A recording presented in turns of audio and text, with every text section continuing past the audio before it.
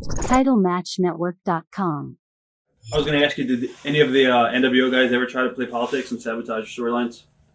I'll say this: when once the thing with Ernest ran its course, Ernest and Ray, and me and Raph broke off on our own. Next thing I think they put us with was Men and Barbarian. Oh my God. It was a Saturday night match. We didn't even know the angle was starting. It was just going to be a match. And we go out there, and within minutes, literally within seconds, I know something's up. And Men and Barbarian beat the fuck out of both of us, man. I haven't watched that tape in forever, but it was a shoot. I think Sullivan sent him out there and said, just beat the fuck out of him. And, you know, what are you going to do? The boss tells you beat the fuck out of these two guys, do it. Right. So, and I'm in a weird spot, man. Like, I think if it's a real fight, Ming and Barbarian are going to kill me. I really do believe Ming is one of the toughest guys in the business.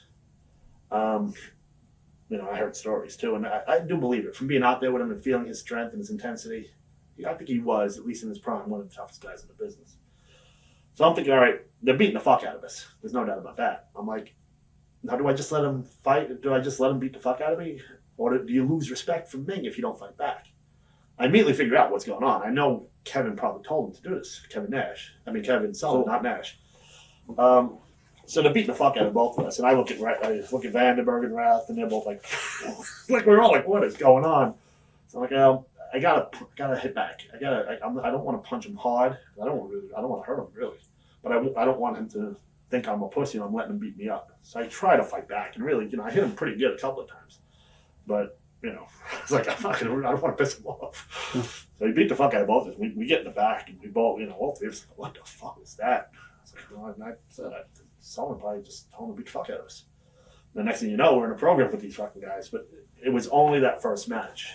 After that, it was all work. Right. We worked together after that. And I was never mad at Men and Barbarian. Because first of all, if you get mad, what is going to happen? What am I going to do? Number two, you know, if the boss tells you to do that, if the boss tells me to fucking beat somebody up, I'm probably going to do it. You know, at least make it look like I am. Right. You know, I might tell the guy, hey, just tell him I beat the fuck out of you. Or something. You know, I got to do something. I mean, it is wrestling. It is what the business is. And, you know, but we build up that storyline, and you know that storyline was pretty good. I mean, it wasn't much of an angle, but the matches were pretty strong, and we had a pay-per-view match that was pretty over, man.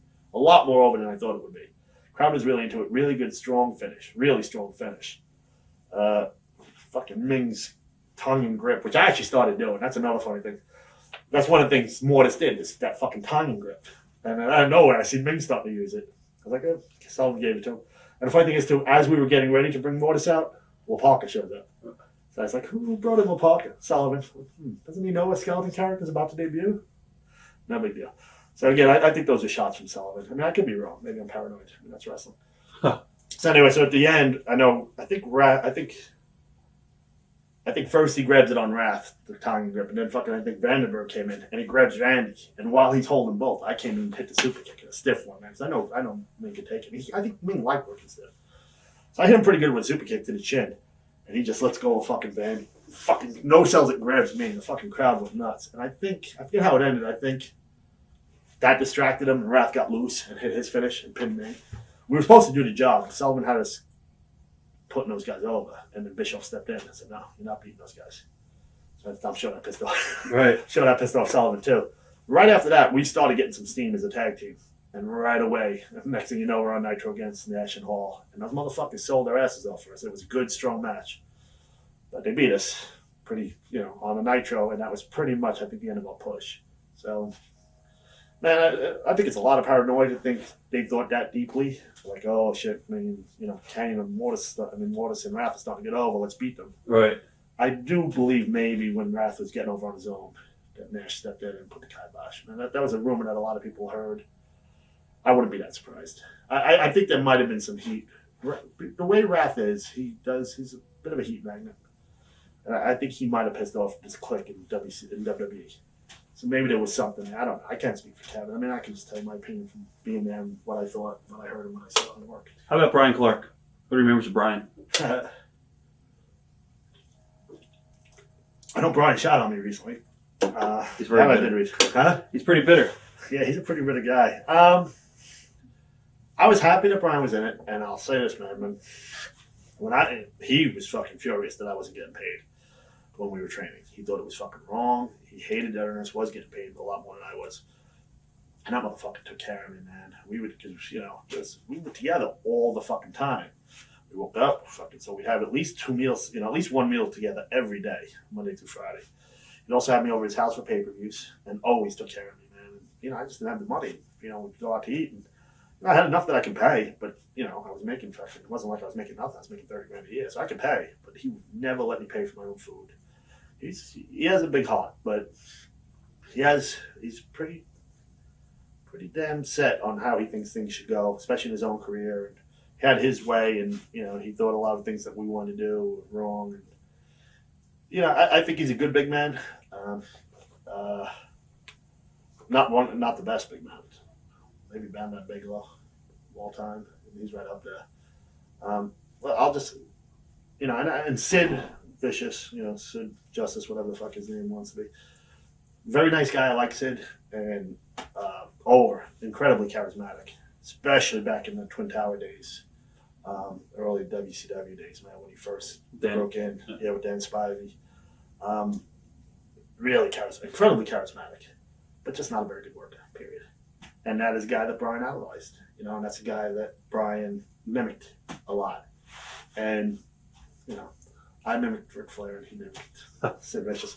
I don't want to shoot out. He's, like I said, he's a good guy. Right. He did take shots at me. But I'll tell you, I can't really be mad at what he said. He said, I'm a little crazy, and there's no doubt. I've been in the nut house 3 times, so it's hard to argue that I'm not crazy. Impatient 3 times. So, yeah, and me and Vandenberg fought a lot. I think his quote was like a married couple. I was crazy, man. I was very high strung. I was bipolar, and even back then, I just was never diagnosed back then.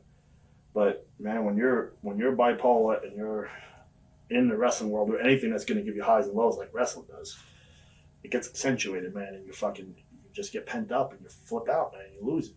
You get real manic, you get real depressed, and you get real at times violent, and you become very unlike yourself. And I took it out on people that were closest to me, and Vandenberg was one of them. We'll talk about, as far as Luger goes, what are your memories of Lex? What do you think about his current situation? I talked to Paige, and DDP and him talk, off camera, obviously, on the phone, and there'd be no reason for Lex to lie to DDP in that scenario. From what I understand from Paige, that Lex is 100% legit about his beliefs and trying to right wrongs and be a good person and all that. My experiences with Lex, man, he was a charismatic guy, sweetheart, very, at least to your face, very, very, at times almost overly friendly, to the point, so overly friendly, I always thought it was fake. I did. I believed it was fake. But I didn't hear him talking bad about me behind my back either. A lot of times you do hear people talking nice to your face, and then you find out later what they say behind your back. I never heard him say anything behind my back. I always just kind of assumed he did. Certain things, like I remember him walking through the airport, and he may say he never turned down an interview. An autograph, and maybe he hasn't. But I've seen him walking, and somebody be, "Hey, Lex, I get an interview, autograph," and he goes, "Sure," and just keep walking. He didn't turn him down. And then I'd be walking. It wasn't just me and Lex, but me, Lex, and a few guys are walking, and then I'd kind of look at him like, it's like, well, I'm not going to stop. If he wants to walk me, I'll sign. Right. So that was his attitude, and I would stop. Right. Personally, I stop usually. It was weird. I've seen Shawn Michaels do the exact same thing, but worse. I've seen Shawn out and out just ignore people. Walk, and kids. I like Shawn, and literally, I think Flair's the best of all time, no doubt. If you take everything into, I think technically in the ring, Shawn's probably better. He can do more. Maybe even emotionally. There's interviews and things that Shawn have done that conveyed emotion better than Rick did it. But I think if you have to take everything, carrying a promotion, interviews, carrying an opponent, I think Flair has to be your number one. But Shawn's right up there. So I respect Shawn, what he's done. But I can't respect what I've seen him do to fans. Maybe he'll hate me after seeing this, but man, look in the mirror and tell me if you really have not treated fans poorly. Watch thousands of exclusive shoot interviews right now on TitleMatchNetwork.com.